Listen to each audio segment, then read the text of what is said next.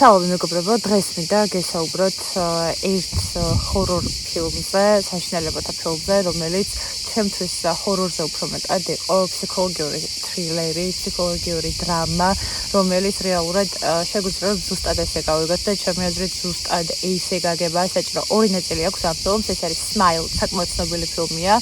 2022 წელს გამოვიდა პირველი ნაწილი, ორი ნაწილი აქვს, ორივე სხვადასხვა პერსონაჟები თამაშობენ.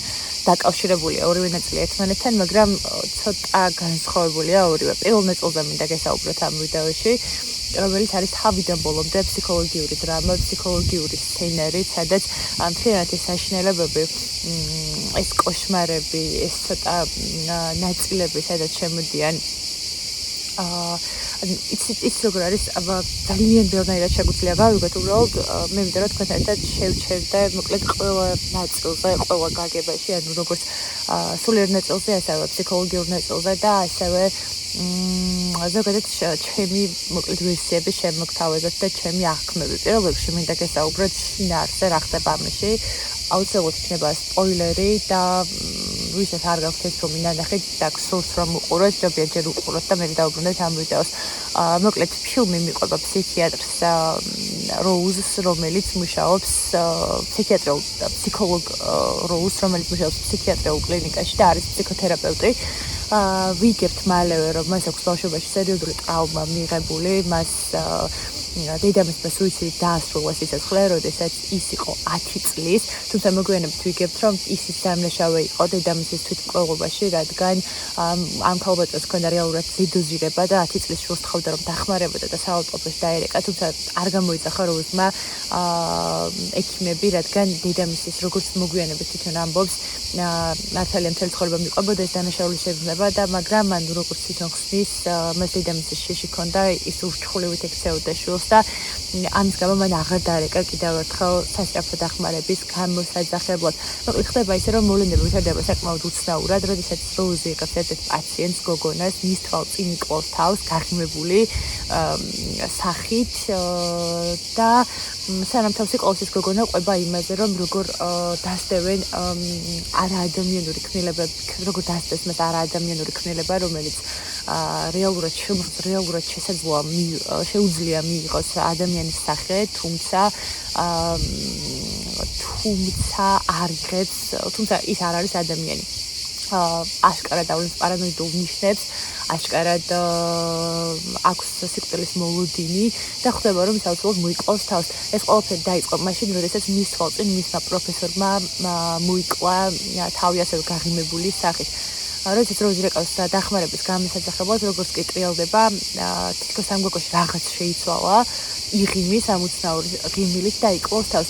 მოგვიანებით რამდენიმე დღეში როუზს ეწყება ფსიქიატრს, ეწყება ზუსტად იგივე ფსიქოლოგს და ფსიქიატრს ისე ურთიერთმონაცვლოდ ხარ, რომ თითქოს განსხვავება არ არის რეალურად დიდი განსხვავება, უბრალოდ ამ კონტექსტში არ აქვს მნიშვნელობა რომელია. და მოკლედ ზუსტად იგივე სიმპტომები ეწყება, რასაც ეს გოგონა აღწერდა. და ხდება, რომ რეალურად ამ გოგონას არ აქვს მენტალური დაავადება. თან ყურადღება მიექცეს მნიშვნელოვანია, რომ მოვლენები ვითარდება ფსიქიატრიულ საავადმყოფოში. ანუ მაყურებელი კარგად ვერ არჩევს სად გადის ზღვარი, ანუ რეალურად ეს არის მენტალური პრობლემა, თუ ეს რეალურად მართლა რაღაც ქმნილება, რაღაც დემონური ქმნილება დასდევს ამ ადამიანებს. ძალიან მალე ფილმში დათარიღდება, რომ რეალურად ის არის რაღაც წყევლის მაგვარი მოვლენა, რომელიც გადაეცემა ადამიანიდან ადამიანს და ეს ისე იკვებება ეს რაღაც დემონური ქმნილება. მოგვიანებით როუზი ცდილობს რაღაც კავშირების ამოხსნას და ამის შეხმარებას თავის ყოფილი შეყვარებული, რომელიც არის პოლიციელი და მალე თვითონ პოლიციელი წარწმუნდება, რომ რაღაც რიგზე ვერ არის, იმიტომ რომ აი ამ თვითმკვლელობების რიგს მიყვებიან, გადიან, აი უსასრულო დაახლოებით 29 შემთხვევაა, სადაც ადამიანები ზუსტად ასე თვითმკვლელობით ასრულებენ სიცოცხლეს ჯერ ერთი ამის შემსვე, შემდეგ სხვა, შემდეგ კიდევ სხვა, შემდეგ კიდევ სხვა. ფილმი სრულდება ისე, რომ ბოლოში ის გოგონა ფსიქიატრი გადაწყვეტს, რომ ფსიქოლოგია და რატო ვეძახ ფსიქიატრს, გადაწყვეტს, რომ დაუპირისპირდეს საკუთარ შიშებს და ამ დემონურ ძალას არ უნდა მას რომ გადასცეს კიდევ სხვა ადამიანს ეს საშინელი გამანადგურებელი წყევა და მიდის იქ, სადაც ყველაზე დიდი ქაოსია, მისთვის ყველაზე საშიში ადგილია, მიდის დედამისის ძველ სახლში, სიბნელეში ჯდება და ელოდება თავის ყველაზე დიდ შიშს და ამას ხოს მოდის. თუმცა ფილმში ჩნდება ისე, რომ სპოილერი იქნება, ეხლა ყველაზე დიდი. ფილმში ჩნდება ისე, რომ როზი ამარცხებს ამ დემონს, მაშინ როდესაც თვალს უსწორებს თავის ყველაზე დიდ შიშს და აღხეხებს იქიდან გამოღწევას. აქვე მოუწვის მის ყოფილი შეყარებული პოლიციელი, რომელიც მას დაეხმარა. მაგრამ რაღაც მომენტში კადრები ისე ვირევა და აღმოჩნდება, რომ როუზმა ვერ დაამარცხა რეალურად დემონური ძალა და თვითონაც იწყებს ღიმილს, ამ საშიშ ღიმილს და იმ თავისი შეყარებულის თვალწინ იკლავს თავს ასევე სასტიკი და ესეთი გრაფიკული სცენებით. ხო, ძალიან საინტერესოა. აქვე დასასრულთან დაკავშირებით მინდა ერთი რაღაცის თქმა. ნებისმიერ თვალსაზრისით როგორც არ უნდა განვიხილოთ ჩვენ ეს ფილმი არის საინტერესო ის არის, რომ ჩემთვის ცოტა გაურკვეველი იყო ეს დასასრული და ჩემი აზრით არ იყო სწორი დასასრული, იმიტომ რომ თუ მაინც გასაგებია ეს ციკლი ტრიალებს და გასაგებია რომ დედამიწიდან ესე ბოროტებით აღმოფხრა ვერ მოხდება და ეშმაკს ამ სამყაროდან ვერ გადევნი, მაგრამ როდესაც მაშინ გაკეთე ორნაირად. ხო და მოკლედ თუ აკეთებ ფილმში ისე რომ character პერსონაჟი აკეთებს ყველაფერს სწორად, რეალურად აქ რა არის ის სწორი, ხო გაუსწორო თვალი რეალობას, გაუსწორო თვალი საკუთარ შიშებს და დაამარცხა ეს ყველაფერი, კულმინაცია და გმირობის აქტის შეკვრა და გამარჯვება, ხო აუცილებლად ესე უნდა დამთავრებული ყარა ხმისობა ჰორორია არ არის ჰორორი. მე ესეთი დასასრულები მომწონს ზოგადად და ეს არის სტანდარტული ამბის თხრობა, თორე დავიზეთ მაშინ ახლა და ყველა ჩავარდეთ სასწორკვეთილობაში და ყველა დავიხოცოთ მაშინ თავები, ხო გამოსავალი თუ არ არსებობს. ეს არ მომეწონა, მაგრამ რა მომეწონა ვიტყვი, ეხლა ყველაფერს მომეწონა ძალიან, იმიტომ რომ ჯერ შევხედოთ ფსიქოლოგიური თვალსაზრისით. რეალურად აქ არის აქცენტი გაკეთებული არაერთხელ პირდაპირ და არაპირდაპირ გზებით, რომ აქ არის მთავარი ტრავმა. როცა ადამიანი იღებს მძიმე ფსიქოლოგიურ ტრავმას, ეს იქნება დედის სუიციდი, ეს იქნება ავარია, ეს იქნება რაღაც არ აქვს მნიშვნელობა უდიდესი ტრავმა, ნარკოდამოკიდებულება მაგალითად. ეს ტრავმა გადადის ერთი ადამიანიდან მეორე ადამიანზე. თვითონ როგორ არის, ხო? რეალურად ამ ადამიანებს კიდევ მანამდე თავისი სხვა ბევრი ტრავმები აქვს, მაგრამ ეს კონკრეტული ტრავმა ხდება გადამწყვეტი და გარდამტეხი. როგორი ყვავენ ადამიანები თავს. ერთი ადამიანი ყვავს თავს და მეორე უნდა გახდეს ამის შემსწრე აუცილებლად. ვინც გახდება ამ სუიციდის შემსწრე, როდესაც უკვე დემონი ჩაუსახდება ამ ადამიანს და თავს იკლავს, მეორე ადამიანი, რომელიც უყურებს დაახლოებით ერთი კვირა კიდევ ცოცხლობს და იგივე ჰალუცინაციებით, იგივე პარანოიებით, იგივე მოჩვენებებით და იგივე რეალურად დემონთან არ პირდაპირ და არაპირდაპირ შეხვედრებით გაგიჟებული იკლავს თავს. ეს არის რეალურად სწორი დაჭერა, იმიტომ რომ ტრავმის ახალგაზრდებს შეხვედრით ზუსტად ესე ხდება. ერთი დატრაუმული ადამიანი ატრაუმირებს მეორეს. და ზოგადად ისიც ნებისმიერ ურთიერთობაში ყველა ადამიანს ჩვენი ტრავმები გვაქვს, რომელიც გადაგვაქვს ერთიდან მეორეზე და მეორედან მესამეზე ყველა ურთიერთობაში იკვეთება. მაგრამ როდესაც ტრავმა არის იმდენად მძლავრი და დიდი, მაგალითად ოჯახში ძალადობა, ხო ოჯახში როცა გადააქვს ადამიანებს ძალადობით, ცემატყებით, ყვირილით, ჩხავილით, მაგალითად უშუალოდ რა არის, მაგალითად მკვლელობა ხო ადამიანის უაზრო მკვლელობა, რაღაც დებილობა ჩხუბის გამო, მაგალითად ნივთიერების დამოკიდებულება, რასაც ხრივ დიდი ალბათობით ტრავმით არის გამოწვეული, მაგრამ ადამიანი, რომელიც დატრაუმულია, რომელიც ნივთიერებებზეა დამოკიდებული, ის დამაზიანებელია და საშიშია სხვა გარშემოყოფი ადამიანებისთვის. და ეს ხაზი, ფსიქოლოგიური ხაზი, თან კლინიკაში რომ ხდება ეს ყველაფერი ძალიან კარგად არის გაკეთებული.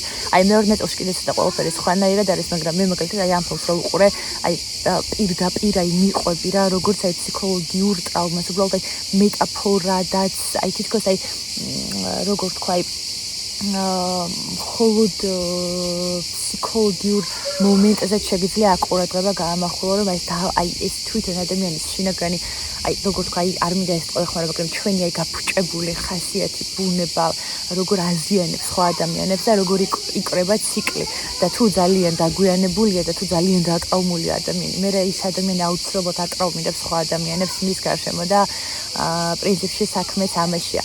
რაც შეეხება არაფსიქოლოგიურ ამბავს და რაც შეეხება უფრო სულიერ ამბავს, როგორც ჩვენ ვიცით ახლა რომ ანუ მოწმუნე რომ არ იყოს ადამიანი, ბევრ არამორწმუნე ადამიანსაც აქვს იმის შეგრძნება, რომ ანუ რეალურად ის რა არის აი ამ შემთხვევაში მე არ მომეწონა რომ ცოტა ის სულიერების ნაწილი ნაკლები იყო და არ იყო ყურადღება სულიერების ნაწილზე გადატანილი. მაგრამ რეალურად, როდესაც ადამიანი ხვდება ისეთ სიტუაციაში, როდესაც აი ბორო ძალოსთან გიწევს დაპირისპირება, რაც პრინციპში მთელი ცხოვრების მანძილზე ხდება, ხო? მაგრამ არსებობს მომენტები, როდესაც პიკურია ეს გამოწვევები ჩვენი და როდესაც აი ზუსტად სწორი არჩევანი უნდა გავაკეთოთ და ზუსტად აი ჩვენი სწორი გადაწყვეტილებებით უნდა მივიდეთ გამოსავლის ძიებამდე. და აი თვითონ ამ დემონურ ძალებს მინდა რამდენიმე ან ჩემთვის საინტერესო რაღაცები, რაც დაბიჭირე, ამაზე მინდა ყურადღების გამახვილება. აი რაზე მინდა ყურადღების გამახვილება, მაგალითად ისეთი თვითონ ეს გაღიმების მომენტი, ხო? ანუ ზოგადად ახლა ჰორორებში არ არის ხოლმე ძალიან ისეთი არც ისეთი იშვიათი ეს ღიმილი, ხო? აი მაგალითად ჯოკერი, მაგალითად ჯეკ ნიკოლსონი ნათებიდან, როდესაც ანუ ეს თავისი რაღაცა საშიშის ღიმილით, ხო? რაღაცა ზოგადად აი ეს თვითონ ეს ძველ მითოლოგიებში ხვდებით ხო აი მომღიმარ ბოროტ ძალას, რომელიც შეიძლება სიგიჟესთან იყოს დაკავშირებული და ჭკუიდან შემცდარობასთან, როგორც მაგალითად გაგიჟებული ადამიანი, გაგიჟებული არსება, რომელიც რეალურად ვეღარ აკეთებს საკუთარი თავისთვის არჩევანს, მაგრამ ამ შემთხვევაში ეს ბოროტი ძალა თან აქვს უნარი, რომ რაღაც განსაცდელები მოუწყოს ადამიანებს და რაღაც გამოწვევები მოუწყოს.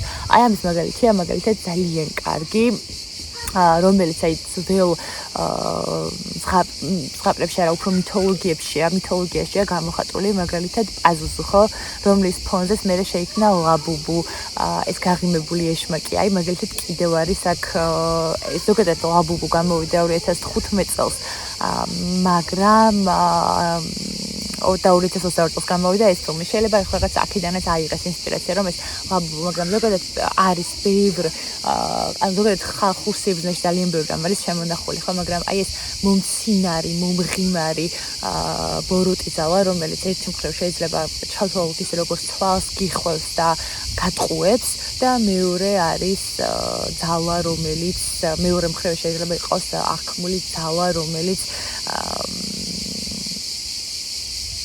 ხო, პრინციპში მეგონი საკმარისი ვთქვი ამ ერთი ვიდეოსთვის. გამიზიარეთ მეგობრებო თქვენი აზრი კომენტარებში, მომიყავით თქვენ რა შევეჭრება დავუშვათ როცა ეს ფილმი ნახეთ და შემდეგ ვიდეოში გავარჩიოთ მეორე ნაწილი, რომელიც სქემატურად თითქოს აბსოლუტურად იგივეა და მხოლოდ პერსონაჟები არიან შეცვლილები, მაგრამ რეალურად ბევრი რამ არის შეცვლილი და თვითონ ჟანრიც შეცვლილია რაღაც თვალსაზრისით ჩემი აზრით ამ ორ ფილმს შორის. მომიყავით როგორ მოგეწონათ თქვენი შევეჭრებები გამიზიარეთ და თუ გსურთ კიდევ გავაგრძელოთ ამ თემაზე საუბარი.